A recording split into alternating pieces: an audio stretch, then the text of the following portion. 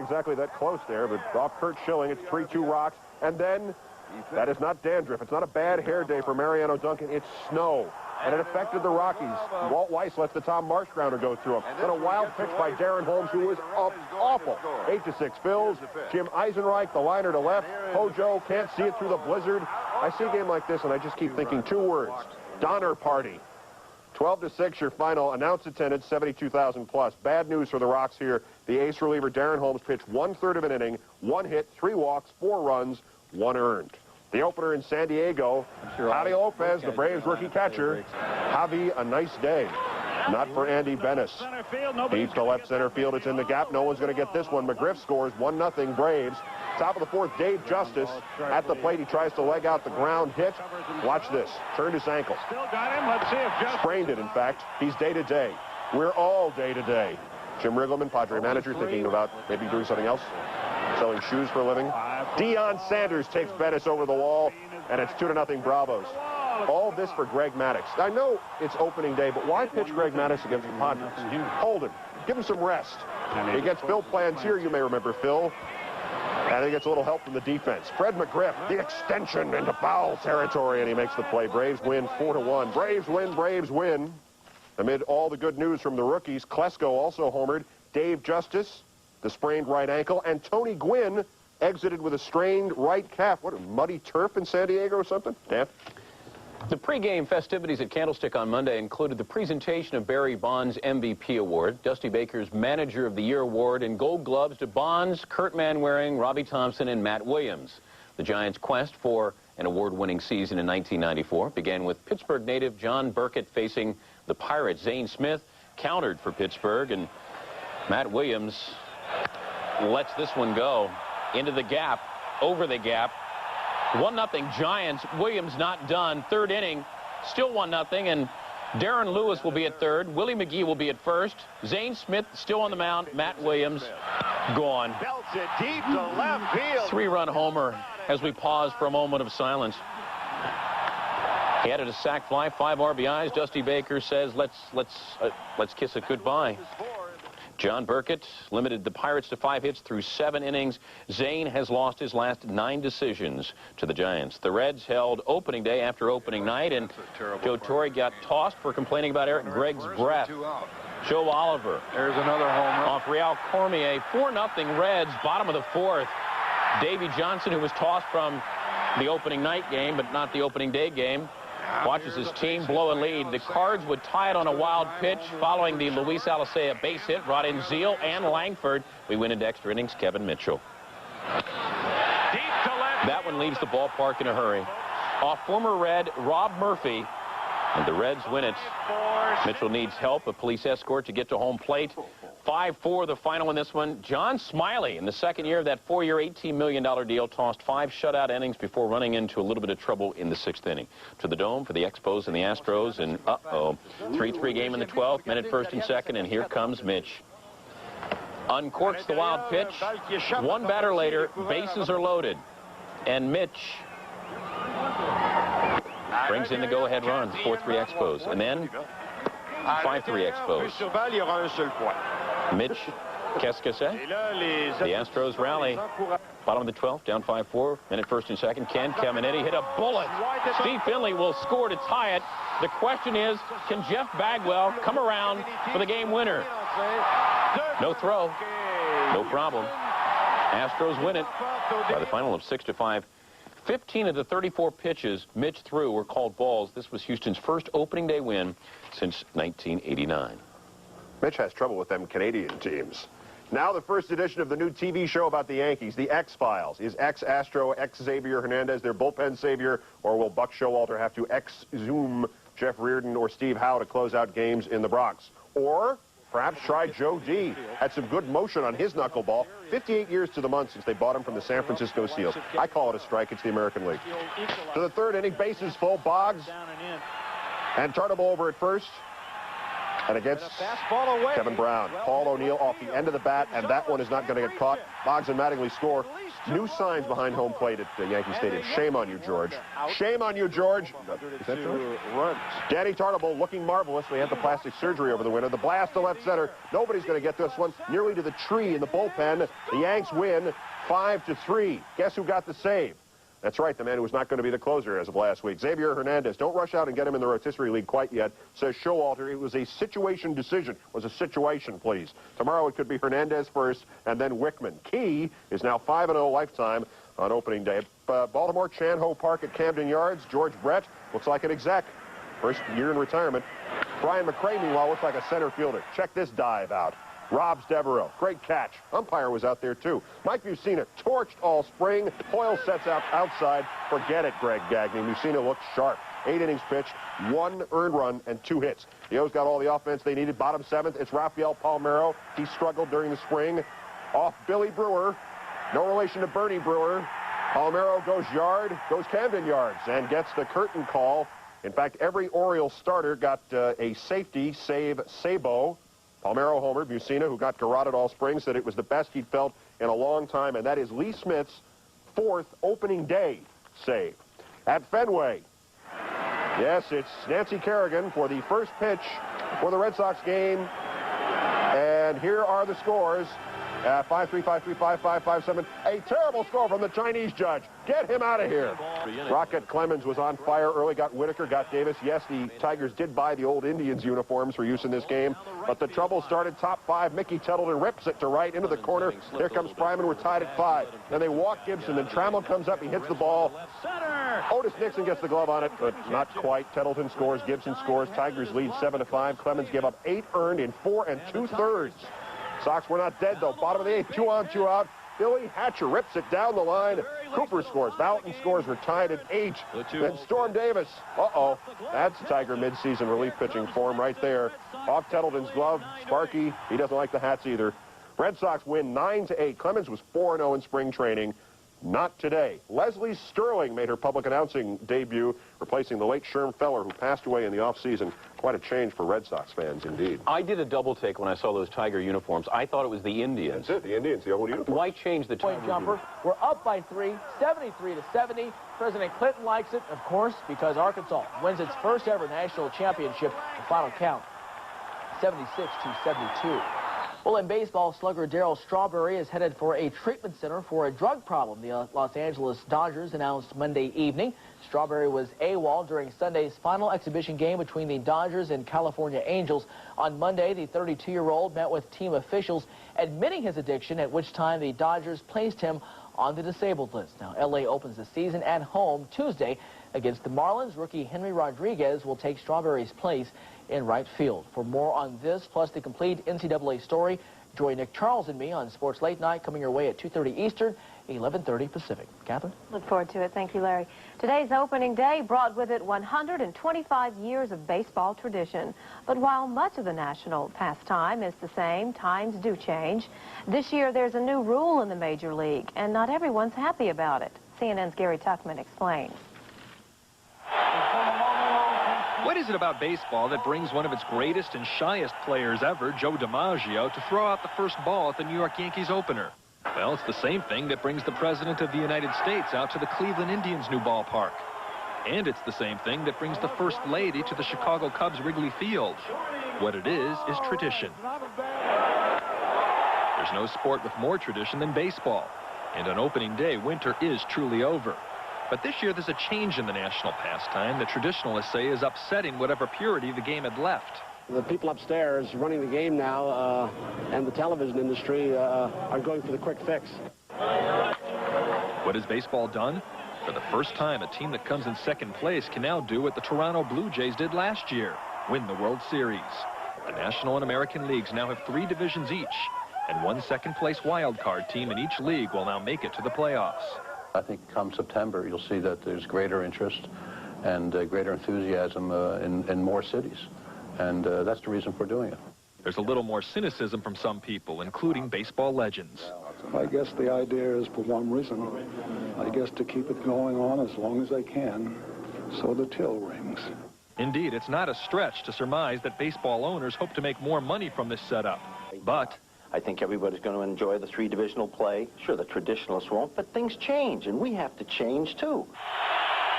for years, other major league sports have done the same thing, only to a much greater extent. The football playoffs accept 6 teams that finished out of first place. Basketball and hockey both take 12 non-first place teams. Some fans say baseball should have withstood the pressure. When I was a kid, I used to watch the Yankees and watch for a pennant race, and the best team at the end of the season was the victor. Now it's anybody's game. If you think fans opposed to these changes will quickly get over them, think again. 2 decades after the designated hitter rule took effect in the American League. DiMaggio showed the crowd he is still magic on the field. He threw a perfect pitch right over the home plate. Crowd went wild. First Lady Hillary Rodham Clinton says that she's cheering for the Chicago Cubs. So today she went back to her hometown to support that team. At Wrigley Field, Mrs. Clinton stood behind third base and threw out the first ball. During the 7th inning stretch, Mrs. Clinton left the stands, and then, over the loudspeaker, the voice of Hillary Clinton, accompanied by sports announcer Harry Carey.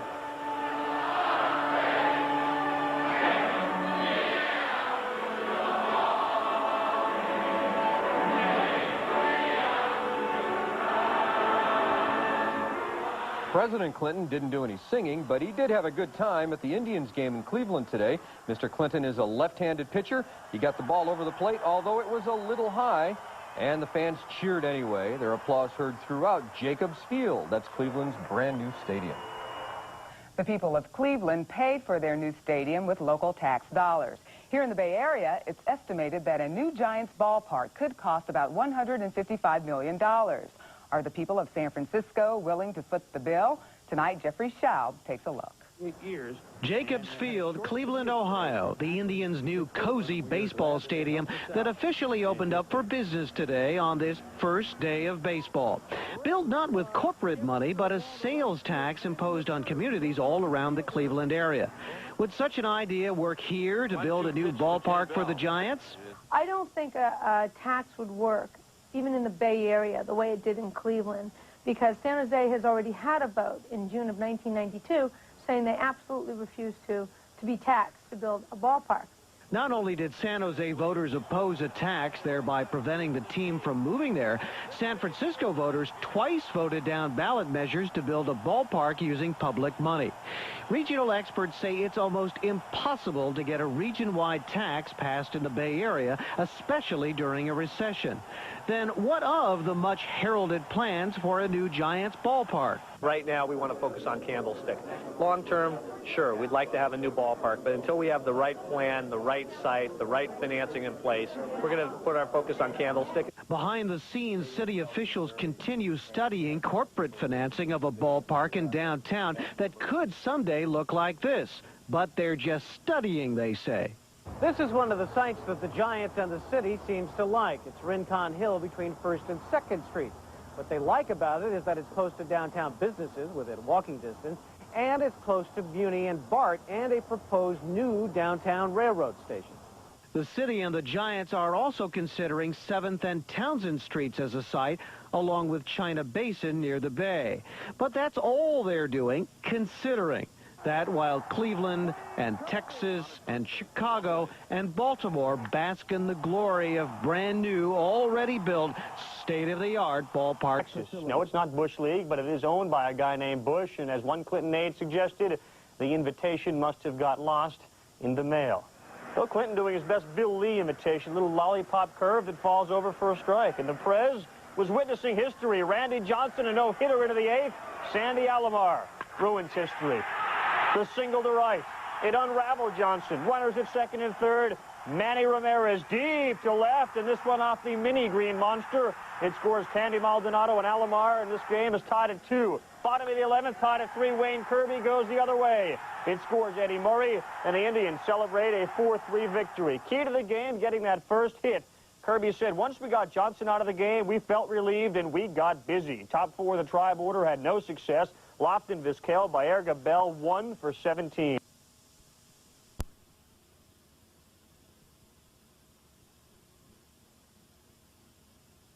Burkett went 7 innings. Todd Benzinger, a man whose numbers will be closely watched this season, tripled in 2 runs in the 5th. 8-0 was the final. Baker says he's glad he gave Benzinger and Williams so many innings in Arizona. Part of it's psychological. You know, it's like, dang, why do I always get off to a slow start? I've heard Matt say that before, you know. And so with that in mind, then you try to get them extra work so that they can, you know, you get them another 15, 20 at bats. That's big. In spring training, I didn't look at any numbers or the key for me is put good swings on good pitches. And if I can do that and I hit the ball hard, then I can take my chances and maybe get some hits. He's been on fire. I mean, he's been just blazing the last probably 3 weeks of spring training. I think he was hitting 500 the last like 20 games. And you know, today he just went out and just took the game over. Phil Swift goes for the Giants tomorrow. Steve Cook starts for Pittsburgh. Now, here's the reason Matt Williams does not lead the league in home runs. Carl Tuffy Rhodes hit 3 homers today for Chicago in a 12-8 loss. Yes, that's a loss to New York. Rhodes is the first man to homer in his first 3 at-bats on opening day. Jeff Kent, formerly of Cal, had 4 hits in New York's win. Also today, Greg Maddux beat the Padres 4-1. Ken Caminiti's 2-run double beat the Expos in 12, while Kevin Mitchell homered the Reds past the Cardinals in 10. The Phils beat the Rockies in a game that featured snow in Denver. The Marlins and Dodgers open tomorrow. Darryl Strawberry admitted to a drug problem, and he's been placed on the disabled list. Jacobs Field in Cleveland almost saw Seattle's Randy Johnson throw a no-hitter, but that ended in the 8th, and then here in the 11th. The day for Will Clark in his Texas debut. Not enough. Danny Tartabull, when healthy, he's one of the best and goes deep off Kevin Brown, the Rangers ace, to help salt it away. 56,706. That's an all-time regular season high, believe it or not, at Yankee Stadium, and the Pinstripes don't disappoint. Shake down the rest of the American League lid lifters. Toronto beat up on Jack McDowell and the White Sox. Randy Johnson had a no-hitter for 7 innings, but the Mariners won. Willie McGee, who'll bat right-handed. And McGee takes the pitch up high. Cardinals are playing the infield back. They're going to go ahead and concede the run from third base. Watson pitching quickly. And McGee swings and misses. I mean, this is a situation where not necessarily in the first inning, but I believe that if you're hitting with runner to second and third, no one out, you should still hit the ball to the right side. Because the runner at third is automatically going to score, and you would move Robbie over to third with less than 2 outs. And McGee takes a close pitch, and they'll check at first base to Jerry Crawford. And it's a ball, 2 balls, and 1 strike. Yeah, it's a great way to accomplish 2 things. Right. To really help your ball club. 2 balls and a strike. And McGee grounds it to the left side. Ozzie waits on it, and the toss is in time. A run scores. And the Giants take a 1-0 lead. As they say, there are good outs, and then there are poor outs. And I hate to say this, but that's not a good out.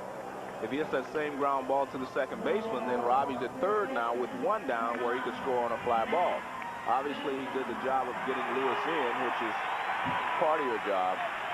But I still believe hitting the ball to the right side would have accomplished, as you say, both things. See, hitting the ball to shortstop, there's no way that Robbie can go over to third. And Ozzie Smith throws him out at first base. So you can live with that, Joe. Yeah, the hitter has 2 strikes on him. Right, exactly. Oh, with 2 strikes, yeah. Late in the count, you can always live with that. Here's Matt Williams. Matt has 2 hits, and they both left the ballpark, and he takes a strike. 2 for 8 on the season with 5 RBIs. Matt last year finished under the 300 mark, but the power numbers were awesome. Thompson, the base runner, at second with 1 out. And the pitch is outside. 1 ball and 1 strike to Matt Williams. On deck is Barry Bonds. The Giants lead 1-0 here in the bottom of the first inning. Alan Watson taking on John Burkett.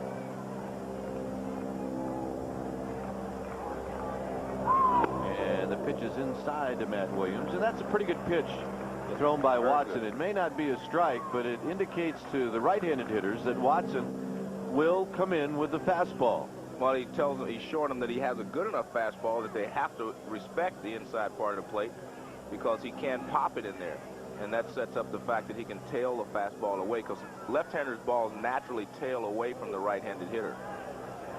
Now That's Matt, what makes them so tough. Sorry, Dwayne. Now Matt calls timeout. 2 balls and 1 strike.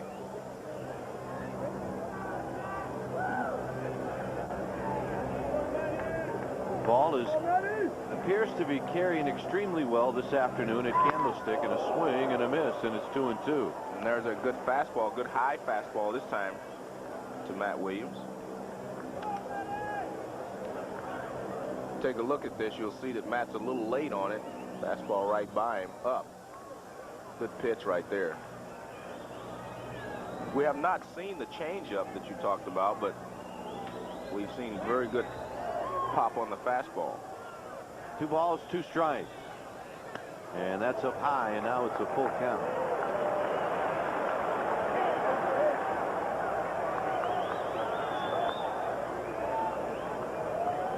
There is a base open, however, I don't think that comes into play now with Barry Bonds on deck. Thompson with his lead at second base, and the 3-2 pitch, and Matt pops it into shallow center field. Coming in is Langford, and he makes the catch. Another good pitch by Watson. That fastball got in on Williams and jammed him a little bit.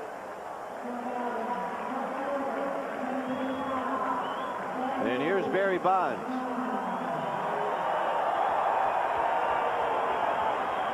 Bonds is 3 for 9 with a home run and 1 RBI. He has scored a couple of runs. And those are his MVP numbers from last year. On deck is Todd Benzinger. First pitch to Bonds is up high, 1-0. Here's in the third. Ivan Rodriguez tees off on Arthur Rhodes again into left. 6-3 for the Rangers. 4 homers in this one. 8-7 the final. This one. Well, we begin with a pennant race in April of sorts, but now that they're in different divisions, they actually root for one another. Sort of. Or at least Bobby Cox said so. One hot team confronted one hot pitcher tonight in Atlanta, the unbeaten Braves versus the unbeaten Mark Portugal. Atlanta last lost last October against the Phillies. Portugal last lost last July against Pittsburgh. Atlanta countered Portugal with John Smoltz, who had won 6 of his last 8 decisions against the Giants, to Fulton County and Bubblicious. In the third, Dion said, give me 500 at-bats, and I'll show you what I can do. With Otis in Boston, Dion will get his 500 at-bats. The base hit off Portugal. The Lemmer scores 1-0 Braves. Then it's the always dangerous Jeff Blauser. Sanders base hit. Charlie O'Brien scores 2-0 Braves. It was 3-0 Braves in the fourth when Dusty makes a tough decision. Bases loaded against John Smoltz, and Baker pinch hits for Mark Portugal. Dave Martinez comes through. The gapper, all 3 runners score. Martinez, though, gets a little bit greedy. He's headed to third. The Giants tie it. Portugal is off the hook. Davey is out. And then it's Charlie O'Brien.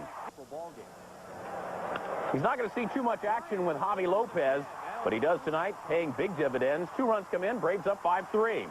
Then in the 6th, guess who's up again? Charlie O with some O. Thought he got all of it, but Bonds on his horse hauls it in and then bangs into the wall. He's down but not out. He comes back in the 9th. The tender elbow, gone. Right center. Tied at 5. Say goodbye to Smoltz and say goodbye to the Braves lead. And then it's John Patterson, a hero for one shining moment last year. Always has approach. Comes through against Mark Wohlers. Benzinger scores. The Giants would play a couple and go on to win it by the final of 7-5. Atlanta, 6 runners left on base. Smoltz, 1-1, 8 hits, 10 hits, 8 innings, 10 hits, 6 earned runs, 1 walk, 5 Ks. Portugal, 3 innings of work, 4 hits, 2 earned runs, 1 walk, and 4 Ks. Davey Martinez, the star of this one, aside from Bonds, going 1 for 1 with the 3 RBIs. Speaking of Bonds, he hit .237 against the Braves during his years in Pittsburgh. Last year hit just under .450 against Atlanta. His 3 for 4 showing tonight has gotten the 3-time MVP, off to a pretty good start against Atlanta this season. The Marlins home opener took place against Houston, and the fish that saved Florida could not save Ryan Bowen. facing Scott Service, and that is Service with a smile. Houston goes up 1-0. And the next batter, Andujar Cedeno. Actually, that looks like Luis Gonzalez. Chases one in the dirt. Let's just play along with these highlights because I'm not really sure what's going to happen. Looks like Luis Gonzalez again. I'll bet he's got 2 strikes on him. I'm just going to guess, but I think he's going to leave the yard. Oh, how many times you seen it? I goof up on the highlights, but recover to make it look like I didn't make a mistake. Anything else? That looks like Darryl Kyle, Gary Sheffield. Bases are loaded. And I think this is in the 5th inning. Down the line, and Ken Caminiti comes up with the key play of the game, saving 3 runs. Darryl Kyle loves. But there are firsts where First Interstate can be a big help, like helping you fulfill a dream. Then we'll do everything possible to make it come true. And because there's so many times when no one can help you, when it comes to banking, come to First Interstate Bank, and we'll go out of our way to help you, as long as we can. I just can't climb into a suit and tie. Meet Kevin. He didn't get his business philosophy from an MBA program. I think it's really about not the profit margins I'm trying to make, but about staying connected with my customers. How else does Kevin connect with his customers? The AT&T Business Advantage, his own 800 number. Now you can keep up with your customers for only $6 a month. Hey, AT&T works for me. Let AT&T work for you. 2 hits and 8 runs. Yes, this was a strange night for the Oakland A's. 24,970 fans found their way to the Coliseum for an 8-4 Oakland victory over the world champion Blue Jays. Ruben Sierra, one of the 2 hits, and he made it count. Away back, and this baby is gone. 3-1 A's, bottom 1. We move it to the 4th. Stan Javier is going to get a bead on Ed Sprague's deep drive, and then outfight a fan. Watch a glove come into view. Get that out of there, young man. All right, Javier with a catch. 5-4 A's, bottom 5. This broke the game. Sierra, slow roller. Ricky Henderson is coming home. Ricky is in there. The A's led 6-4. Toronto pitching walked 12 Oakland batters tonight. Take a pass, Scott Brocious at 7-4. Mike Bordick, you're going to take 4 bad ones. The A's win 8-4. One more time, only 2 hits in their victory tonight. Elsewhere, Minnesota, they're pitching. It's batting practice. You know, you never know what color is going to come up on our scoreboard, and I respect that. Also, it's a win for Cleveland. It is Chicago over New York, 22 for Boston, 11 for Kansas City. Atlanta's home opener spoiled big time tonight by the Giants. We need a hit from Fulton County Stadium. Where is Mr. Turner? There's a woman in shades, name of Fonda, hanging out with former President Carter. 4th inning off Dave Burba, who was on in relief of Portugal, and he gives it up to Charlie O'Brien. Atlanta had a 5-3 lead. They would nestle that advantage into the night. John Smoltz trying to go all the way, and Barry Bonds. All right, he can show up for when he wants to for interviews. He can be a so-so actor because a son of a gun kid. Yes, Gary Cunningham, a friend of my father's, with Bryn Horde going into the gap. Horde is hitting .422. His pitching record is 7-0. Bellerman beat Bonds' alma mater today 2-1. And daddy up, Gary Cunningham. He's a genius. He's a genius. My dad's one of these guys. If it's a friend of my dad's, mention it.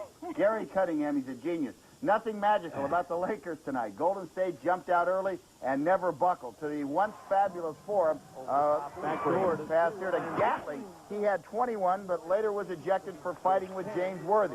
Roddy Divac is rather sweet with a pass here. Hello, Roddy. Lamed up for Doug Christie. But the night belonged to Mullen with 25, Weber with 25, Owens with 25.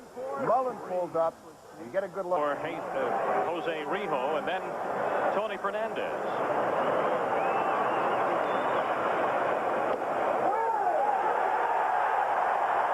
1-2 on Dorsett. Just 6 days ago, Kent Mercker pitched a no-hitter against the Los Angeles Dodgers.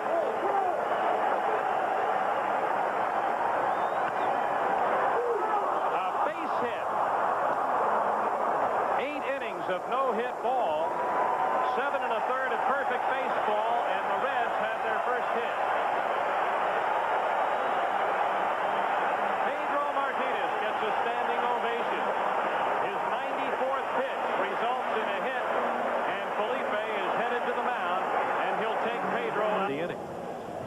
watch Barry Bonds from the backside. See how still his head was? And he knew it. It's just a matter of will it stay fair. Ryan Bowen's sort of running true to form right now. As we mentioned earlier, last year in 156 innings, 120 of those innings, he threw zeros up. It was the other 36 that were ugly. And he doesn't just put ones up there. He puts up crooked numbers. Crooked numbers. And that's what's happened here. 3 zeros and then a 3. Bowen has now allowed 7 home runs in 16 innings of pitching this year, and nobody can survive at this level at that rate. And it's happened so fast that the Marlins can't even get anybody loose. Although they're trying. Benzinger at second base with 1 out. Mark Gardner, right-hander, former Expos starter, loosening up. Mike Benjamin, the batter for the Giants. Started to mention, Kruk, that this game's a long way from its ultimate conclusion, but we both saw something in the bottom half of the 3rd inning that probably goes unnoticed, but could be huge. Portugal had an inning developing that could have been a crooked number, and he stopped it at 1 run. He stopped it with Sheffield up, and that's no easy task. He got Sheffield and hit into a double play, and he came right back to Conine, who had previously doubled off a center field fence. He struck him out. Was his position.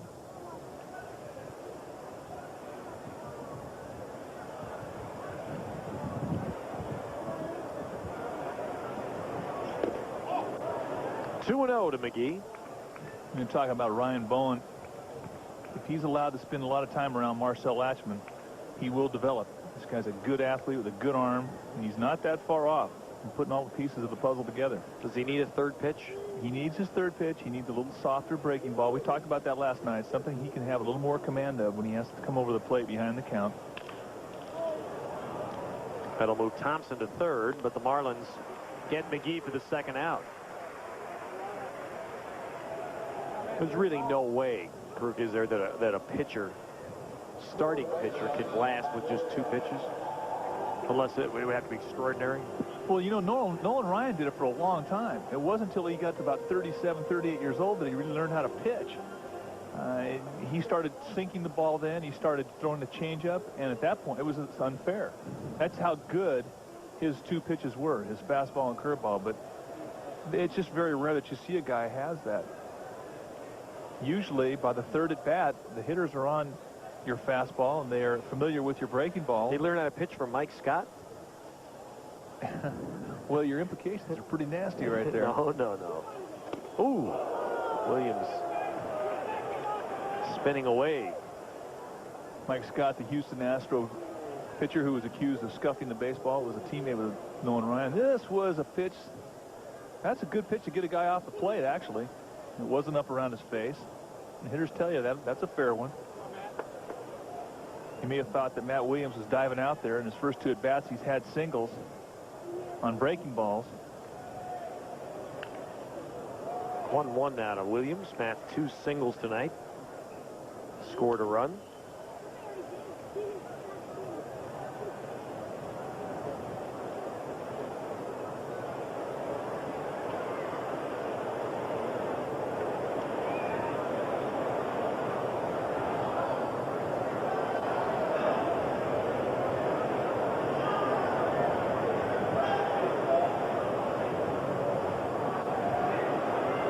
Thompson at 3rd with 2 away in the top of the 5th inning.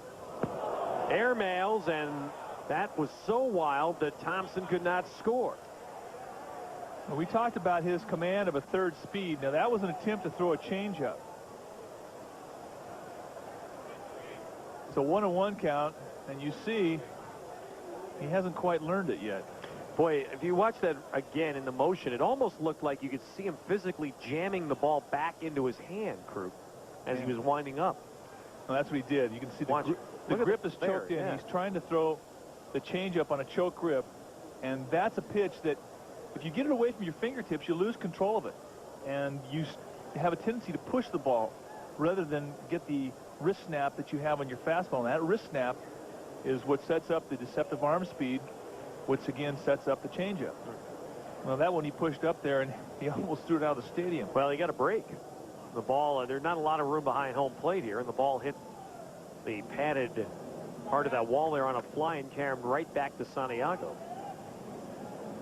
Alertly, Thompson did not commit himself, otherwise he would have been an easy out. Well, it's 3-1 to Williams, and the alternative here isn't any pleasant because Bonds is next. That was a 2-1 fastball that Santiago wanted Bowen to come inside with, and Bowen didn't want to do it. The catcher made him throw that pitch, which was the right call.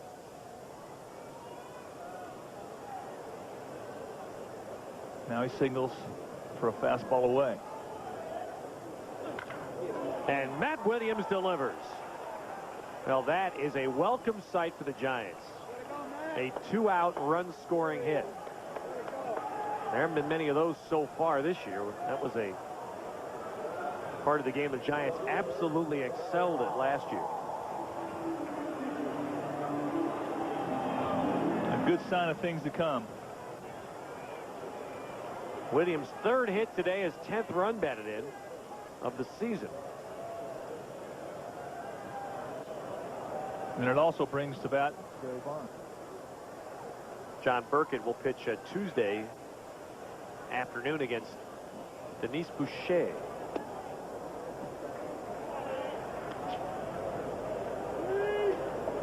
We'll call him Denny Boucher. Loud, although they've had 80,000 fans here, they were standing all over the place, but today every seat sold. Some kind of crowd. Over 200,000 for the series. Wow. 3-game series. Wilkins still tardy. He's down at 1-2. Cubs are leading 9-2 here in the 6th. Well, the city certainly has embraced Major League Baseball and this Rockies franchise in particular. The owners of Major League teams don't make many wise decisions, but I think selecting Denver in the expansion roundabout last year was a pretty good call.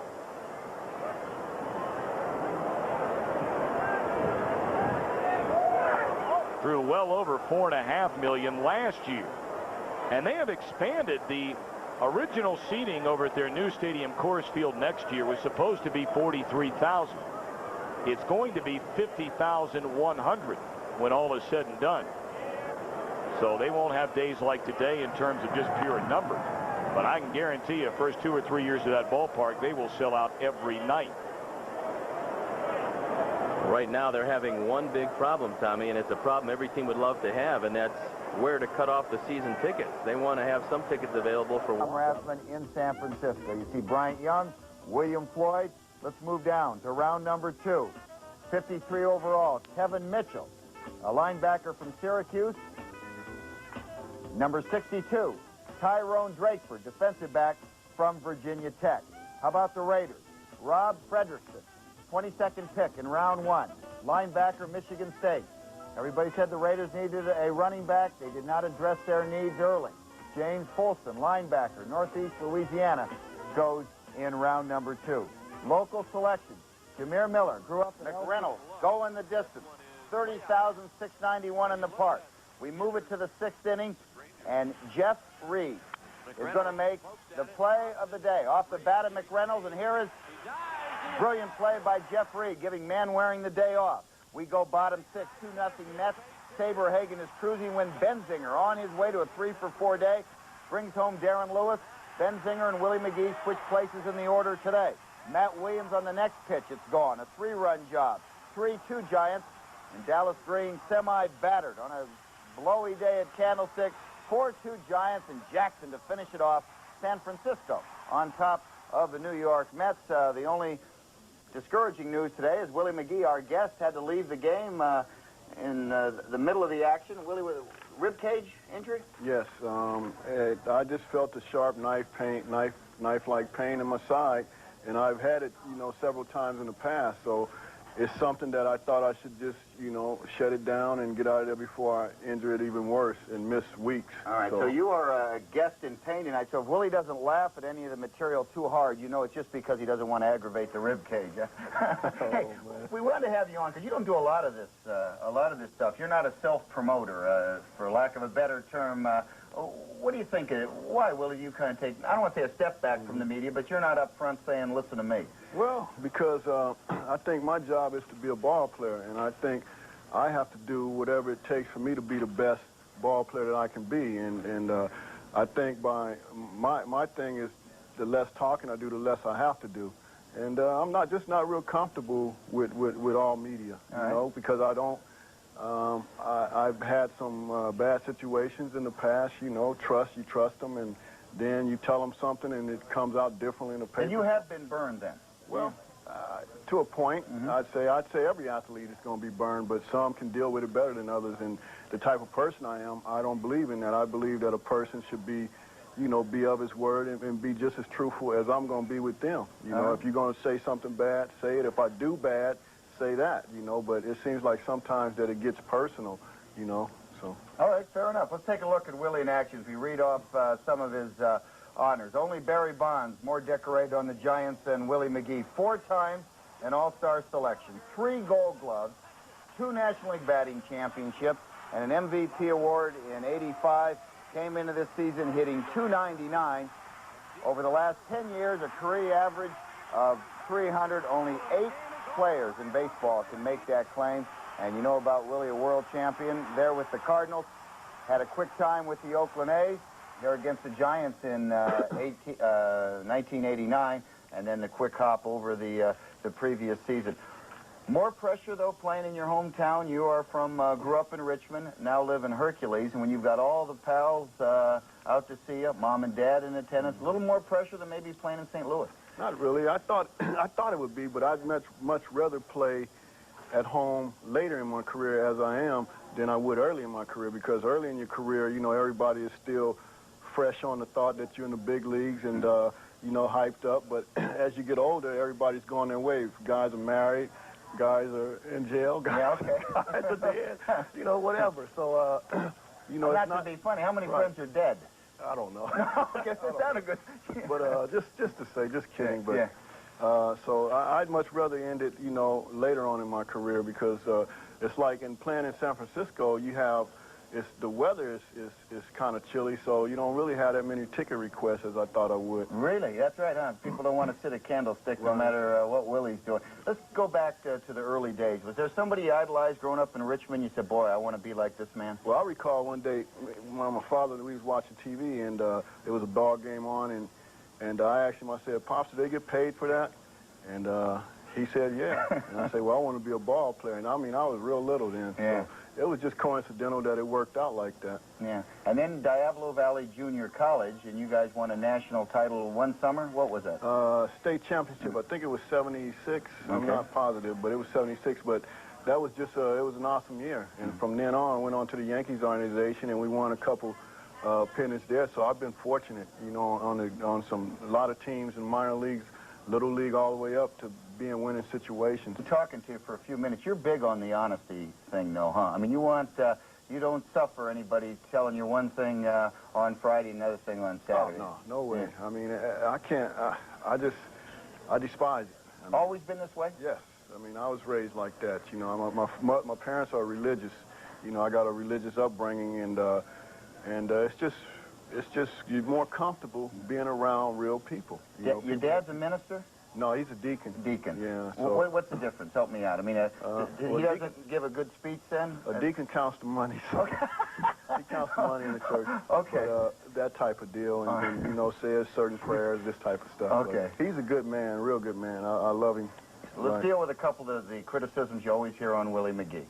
Great hitter for average, doesn't deliver the RBIs and the home runs. Do you have an answer for that? Well, I'm not a home run hitter. It's just that plain and simple. You know, I know what I am, and I know what you're going to get, and that's it, and that's reality. And I don't understand why people can't deal with that and accept that. You know, with Willie McGee, with me, what I have problems with is that I call a catch-22 player. You know, I got the speed to be a leadoff hitter, but I don't have the discipline. Okay, I'm a free swinger. I have.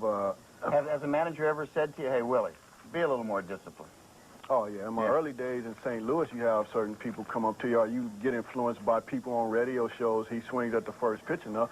But then you try to do that, and you find yourself taking a lot of third pitches and strikes, you know. You batted third all season, and then today they inserted you sixth. You and Benzinger flip-flopped. Where would you be more comfortable? And the obvious response is wherever Dusty needs me. But do you have a personal preference? Well, not really. I mean, at this point, because like I say, I really don't have the power to hit fifth or sixth, and I don't have the discipline to hit first. So, I mean, you could do anything, you know, and that's what Whitey used to do. He used to put me, you know, he used to use me in different areas of the lineup to protect hitters and to do this because I can put the ball in play. And, I mean, you know, they talk about not driving in runs and stuff, but if you look at the record, I think I did a pretty good job in the past. I don't hit home runs, so I'm not going to drive in 3 or 4 runs at once like Barry and Matty does. But, you know, I get my hits every now and then, and sometimes you just go through spells like now where you just don't hit with runners on. But I found in the past that it comes in bunches, you know, and you just got to be patient. It's funny. A lot of things you don't read in the paper or hear on the talk shows in regards to leadership. And John Patterson, Darren Lewis, Royce Clayton, name 3 guests that have come down here, and every one of them bring up the fact that Willie McGee is the man that they lean on. Where does this leadership come from, and who was the man who kind of kept you in line when you were coming up? Well, Ozzie Smith. He took me under his wings and let me live in his house a couple of years and taught me how to play the game and what the game was about. But these kids now, like Royce and Darren and John, they're so mature now mentally that you really don't have to tell them too much. You just got to try to keep them focused on what they're doing and what they're going into. And they got the capabilities to take over from there, as they're showing. I really appreciate you coming on tonight because it's funny. Might as well tell the story. I see Willie at Dodger Stadium, and we always kind of not stayed away from Willie, but figure out he doesn't like to do this, so we didn't want to bother him. And Willie looks at me and said, hey, how come you never invited me down? You got a thing against me? I said, no, I didn't think you liked to do those type of talk things. Well, like I say, I think you're funny and I think you're real. So, you know, it's a good opportunity for me to, you know, to relax and well, you've got to get up pretty early in the morning to sneak the guy who was either the top or the second-rated quarterback through to the 6th pick. But the 59th NFL draft began at 3:30 in the afternoon, and still it happened. Trent Dilfer from Fresno State, where he went, where he didn't go, where he could have gone, overshadowing the 5 guys picked before him and nearly all the guys picked after. We thought for sure it would be either Indianapolis, Washington, or L.A. And if something didn't happen in L.A. at 5, something moved to 4. But, hey, I mean, shows how much we know and how much everybody else knows. Well, we did know one thing. Number 1. Bengals have selected Dan Wilkinson, defensive tackle, Ohio State University. They gave Dan a jersey. How much money they'll give him to wear it, that's another story. The Colts began to undo the best-laid plans of experts by choosing Marshall Faulk instead of either of the quarterbacks. The first time underclassmen ever went 1-2. We'll make that 1-2-3. The Washington Redskins select Heath Schuler, quarterback, Tennessee. The 4th choice created some choice unhappiness in places like Phoenix. Sam Weish and the Bucks couldn't connect on it with the Patriots. All sorts of deals were discussed. By the way, these actual draft helmet phones are still available for $1,000 apiece. The Pats kept the pick instead of trading it. They took USC defensive end Willie McGinnis from Los Angeles to Foxborough. I'll fit right in. No matter where it's at, how cold it is, everybody keeps talking about the weather. I can buy a coat now. I'm just glad to be there. So then it was the Rams at 5. They needed a quarterback. Well, maybe not. They dealt the pick to the Colts. They needed a quarterback. Well, maybe not. They took the linebacker Trev Alberts out of Nebraska, and then they took the heat and gave some of it back.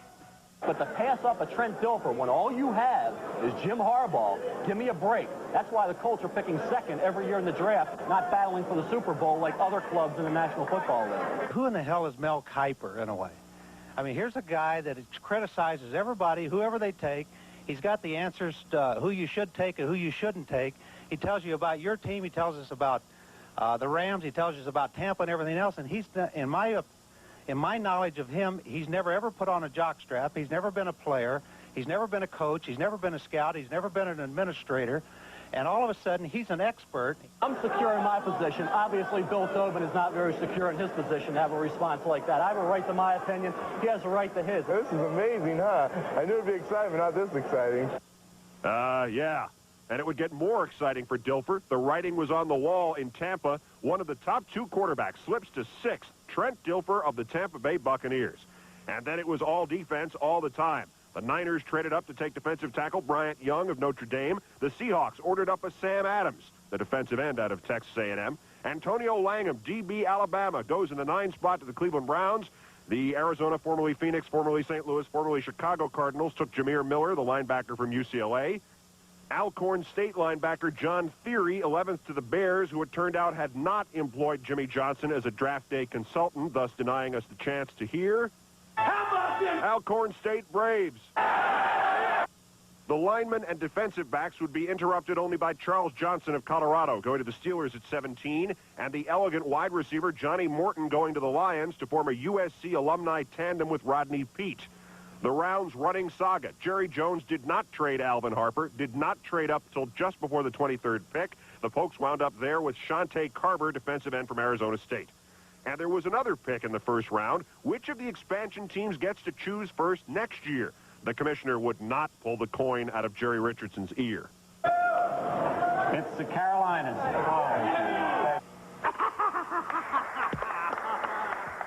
So, Carolina's on the clock for next April. You guys only have about 8,800 hours left.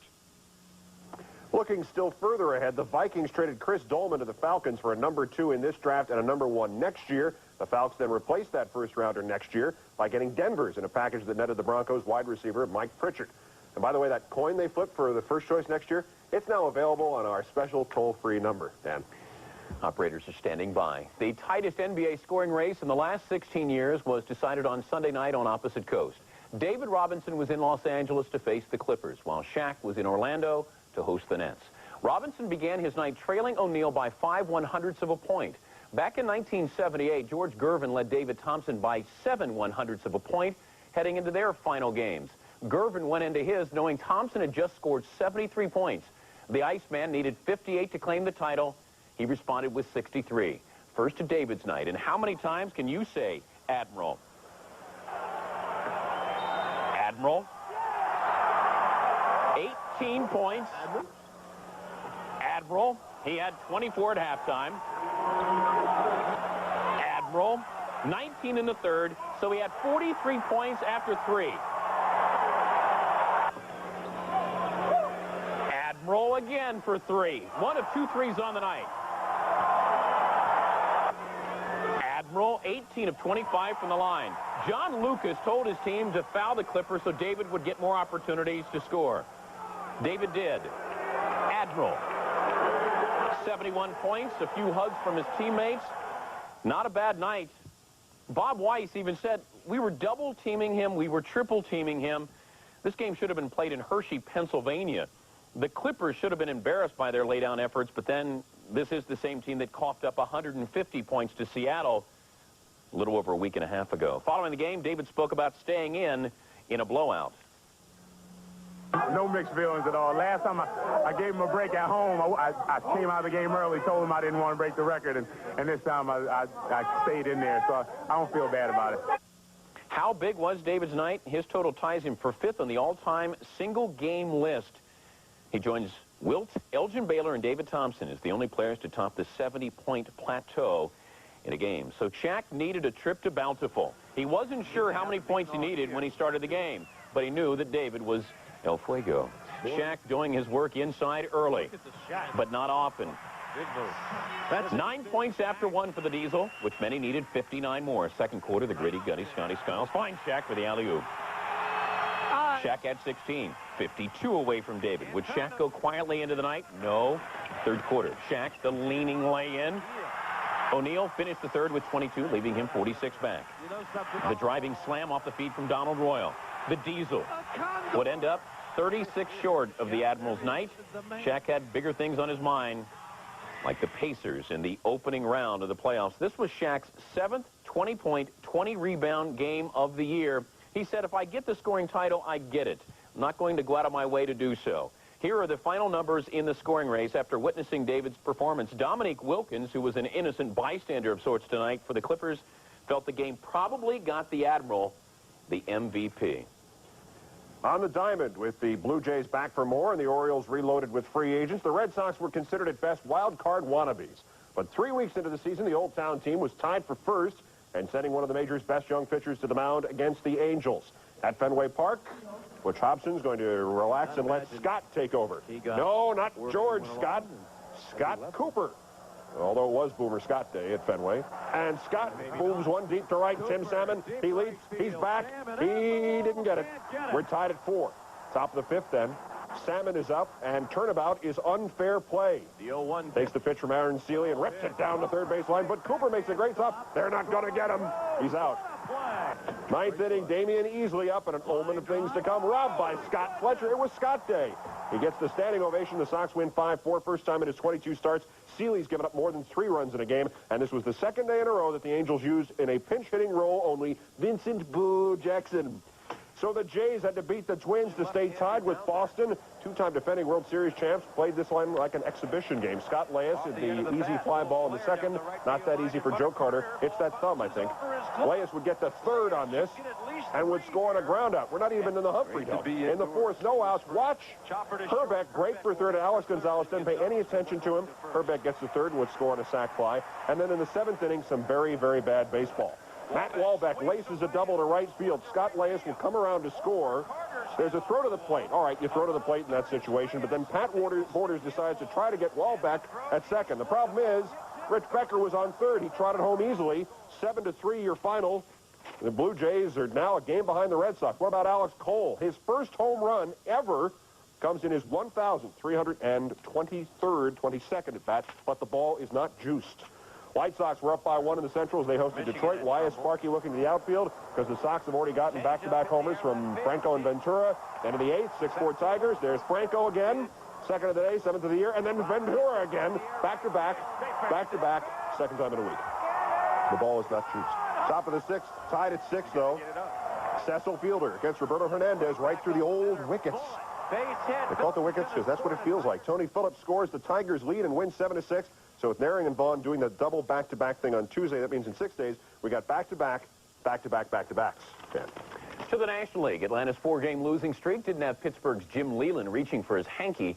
The Pirates skipper feels there isn't a manager in the league who wouldn't mind changing places with Bobby Cox. On Sunday afternoon, Cox had the luxury of asking the game's best pitcher to apply the brakes to the losing streak to Fulton County. You've heard of 3 Men and a Baby. SportsCenter presents 3 babies and a man. And the man, Greg Maddux, facing Jay Bell in the 4th, freezes him. Jay looks for more in the 6th and the whiff. And then Orlando Merced in the 4th, Orlando Merced in the 7th. Jerry Goff whiffs. Jerry Goff. Maddux, 10K performance, looking for a career high number 11. Maddux says, ball juice? I think not. Lloyd McClendon sends him down swinging. Maddux with a shutout. 73 of his 105 pitches were strikes. Bobby Cox said, this Maddux performance tops just about anything he has seen from him, which is saying a lot. John Burkett, Brett Saberhagen, the starters at the shtick. Burkett made only 1 mistake. Top of the 1st, 2 on, 2 out, nobody on. Kevin McReynolds, deep, and it's not playable. Barry Bonds didn't even move. 1-0, Mets. Bottom of the 2nd, Bonds doesn't move again. This time he's on second base. Oops. Saberhagen gets him. The nice timing play. Bottom of the 6th, 2-1 Mets. 1 out, 1 on, Matt Williams. Gone. 3-2 Giants. They would tack on 1 more. Williams, his 8th, ties Jeff Kent for the National League lead. After the game, Saberhagen said he thought he had Williams fooled on that curveball. Saberhagen's last loss was last June. A pair of unbeaten lefties shared the mound in St. Louis. Greg Swindell and Alan Watson. But this is Shane Reynolds in relief facing Craig Jeffries. Man at 3rd. Jeffries brings in Ray Langford. Then the parade begins. Tom Edens is in. Reynolds is out. Todd Zio, the little blooper down the right field line that falls in. Jeffries will go to 3rd. This can only mean another pitching change. So it's Edens out. Todd Jones is in. Jones gets Bernard Gilkey to ground to short. The Astros try for the DP to end the inning. Gilkey is safe. Jeffrey scores, tied at 4, and that's hitless through 3. Bottom of the 3rd, 2 on, 1-0 Yankees. Is the ball juiced? That's an infield fly. It's a home run. 2 in 2 days for Mattingly. Top of the 5th, Abbott still working on a no-hitter. Terry Steinbach flares 1 to left. Here's Louis Polonia going over. Tumbling, bumbling, makes the catch. Preserves the no-hitter, but top of the 7th. There it goes. A fister by Baroa. Nobody's going to get this one. They're not going to get him. Oakland's first hit. Crowd gives Abbott the standing ovation, and Abbott gives the crowd a 6-2 Yankee win. On the lost no-hitter, Abbey said, if you're concerned about that, your priorities are in the wrong place. Of course they are. He already has 1. The A's got just 4 hits, but Stan Javier's 20-game hit streak is not over. He didn't play. Battle of the residents of the new ballparks. We're in Kevin Kennedy's home base. Third, Cleveland leading 4-2. Carlos Baerga on board for Albert Bell's ride. It's deep, and I don't think it's playable off Steve Dreyer. 6-2 Tribe. Bell is not done. Top of the fourth inning against James Hurst. He hurts Hurst. Lofton scores. Indians 7-2. Then it's Eddie Murray. He fists it in. This is not a home run. Eddie will